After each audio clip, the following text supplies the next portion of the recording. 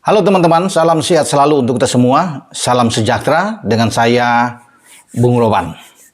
William Pluim, kapten kesebelasan dari PSM Makassar yang musim lalu membawa Juku Eja menjadi juara di Liga 1 BRI.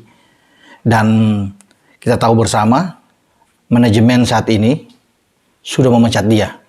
Ya, itu pun saya pikir ini kehebohan muncul ketika Pak Aksa Mahmud, ya, orang tertinggi ya yang ada di Bosowa, karena Bosowa ini kita tahu bersama sebagai pemegang saham terbesar yang ada di PSM, sudah menyatakan bahwa William Pluim ini tidak lagi bersama dengan PSM.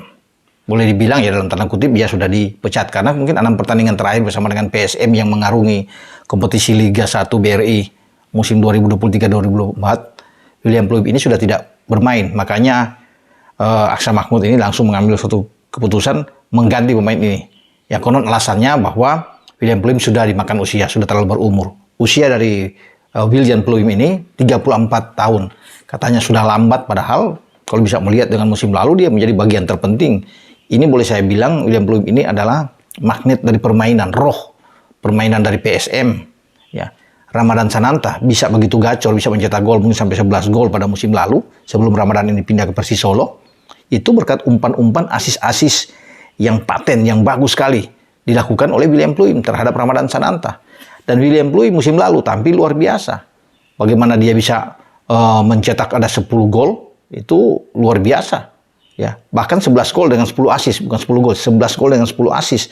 Kalau melihat musim lalu, dan dia berperan penting, ya, sangat berpengaruh dalam tim PSM. Ya, ini kalau boleh saya bilang bisa dikatakan dia menjadi legenda. 7 musim bersama dengan PSM sejak 2016 dia masuk dan paling setia sebelum ada kabar ya sejak kemarin bahwa dia dipecat. Tidak lagi berada dalam tim, tidak bisa bermain bersama dengan PSM, dan konon kabarnya William Pluim bersama dengan keluarga, istri, anak dia sudah angkut, sudah keluar dari Makassar. Jadi saya pikir ini sangat disayangkan ya bahwa PSM itu kehilangan William Pluim. Dan saat ini PSM itu bahkan terpuruk keluar dari 10 besar di klasemen sementara, ada di peringkat ke-13. Ya sudah memainkan 15 pertandingan. Itu 5 kali menang, 3 imbang, dan 7 kekalahan. Ya. Bahkan untuk urusan mencetak gol pun sekarang PSM itu -1, memasukkan 16, kemasukan 17. Tidak seperti pada musim lalu kalau kita tarik melihat bagaimana apa yang dilakukan oleh Bernardo Tavares, pelatih dari PSM musim lalu bersama dengan William Pluim ini luar biasa. Mereka bisa bermain 34 pertandingan, mereka bisa meraih 22 kemenangan dengan 9 imbang dan hanya 2 kali kalah. Mengemas 75 poin. Mereka memasukkan 63 gol dan hanya kemasukan 28 gol. Berarti ada plus di sana 35 gol. Ini pencapaian yang saya bilang fantastis yang dilakukan oleh PSM pada musim lalu.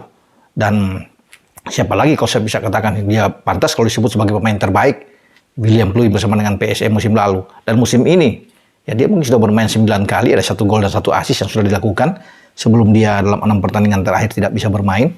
Dan PSM begitu terpuruk ya, menukik. Kalau sudah 7 kali kalah pada musim ini, saya pikir sulit untuk bisa mempertahankan gelar di saat pertandingan sudah memasuki pekan ke-15 dan hanya meraih 5 kemenangan. Tertinggal 13 poin dari pemuncak klasmen Borneo yang ada di atas dengan 31 poin dan Madura United dengan 30 poin. Ya, kalau dengan Madura United mereka tertinggal dengan 12 poin. Nah, kemarin ketika menjamu Madura United di kandang mereka, di markas mereka yang musim lalu itu sulit dikalahkan, tidak terkalahkan di kandang mereka di Gelora B.J. Habibie di Parepare. Tapi musim ini bahkan dari 7 kekalahan PSM, 3 diantaranya kalau nggak salah mereka alami di B.J. Habibie. Ya. Diawali dengan dari Dewa United, lawan Persik Kediri, dan juga kemarin ketika dikalahkan Madura United dengan bahkan 0-2. Ya ini, kemudian 4 kekalahan yaitu mereka alami lawan Persebaya, ada Bali United, kemudian dengan PSIS Semarang dan Borneo yang mengalahkan mereka. Sayang sekali juga ya bahwa di B.J. Habibie sudah tercemar dengan 3 kekalahan. Makanya saya bilang ini menjadi satu hal yang agak bertolak belakang dengan apa yang dilakukan PSM pada musim lalu. Namun Bernardo Tavares sebagai pelatih, saya pikir tidak menyerah sampai di sini. Dia akan terus berjuang. Dia sudah katakan apapun yang terjadi dia akan berjuang terus untuk bisa mengembalikan performa dari PSM Makassar ini. Ya untuk naik lagi masuk paling tidak ke posisi 10 besar atau bisa bersaing lah di sana masih panjang. Tapi lagi-lagi saya pikir dengan 7 kekalahan ini sudah warning berat ya bahwa mereka akan sulit bisa bersaing apalagi untuk masuk di 4 besar. Kecuali memang ada perubahan drastis yang terjadi dan meraih hasil positif dengan tren yang bagus, konsisten bermain di laga-laga selanjutnya, ya mungkin bisa ada perubahan di sini dan PSM bisa merapat. Mungkin masuk ke 10 besar dan bahkan bisa mendekati masuk ke 4 besar. Karena ini kalau bisa dilihat agak sulit memang, misi yang sangat berat, apalagi kehilangan motor serangan. Ya ini kalau bicara dengan William Pluim, ini pemain yang menjadi penggerak ya. Memang dia sudah lambat, tetapi bagaimana visi bermain bola, ya reading the game ini sangat baik sekali. Ya itu bisa dilihat selain asis yang begitu tinggi, dan dia juga ikut bisa membuat gol bersama dengan PSM Makassar. Jadi wajar kalau masyarakat di Makassar atau netizennya ada di sana, atau penggemar sepak bola di Makassar itu ya, akhirnya memberikan suatu kredit poin tersendiri terhadap seorang William Pluim. Tidak mudah untuk bermain selama 7 musim ya bersama dengan PSM Makassar, tapi akhirnya harus berakhir seperti ini dan dia keluar. PSM harus mencari motor pemain sama seperti William Pluim karena tidak ada playmaker lagi. Kok saya lihat dengan keberadaan PSM saat ini, ya itu memang mungkin harus lebih bagus dari William Pluim lagi. Agak berat memang mencari seperti itu, tapi ya harus dilakukan, harus berjalan terus PSM Makassar ke depan. Nah kita lihat bagaimana statistik ya dari seorang William Pluim ini, kalau bisa dikatakan sini luar biasa. Ada 278 kali penampilan dia bersama dengan PSM, 47 gol dan 51 asis. Saya pikir sulit untuk bisa melakukan seperti ini pemain-pemain asing yang ada di PSM untuk bisa bermain seperti dia. Ya, bermain dari gelandang serang, kemudian dengan 47 gol dan 51 asis. Ini berat untuk bisa memecahkan rekor yang dilakukan oleh seorang William Pluim. Bahkan kita bisa melihat ya penampilan dia dengan musim lalu 27 laga, ya 11 gol dan 10 asis. Ini kan menandakan bahwa dia pemain yang memang pemain pembeda lah. Boleh di usia 34 tahun, tinggi 191, tetapi kita bisa melihat ketenangan dari seorang William Pluim ketika ia membawa bola. Ya bagaimana ia passing dia yang sangat baik sekali. Yang paling penting dalam sepak bola adalah passing yang sangat bagus. Dia bisa memberikan ke pemain-pemain depan, termasuk musim lalu dengan Ramadan Sananta, Everton. Dia bisa memberikan dengan Bisa yang ada di sana.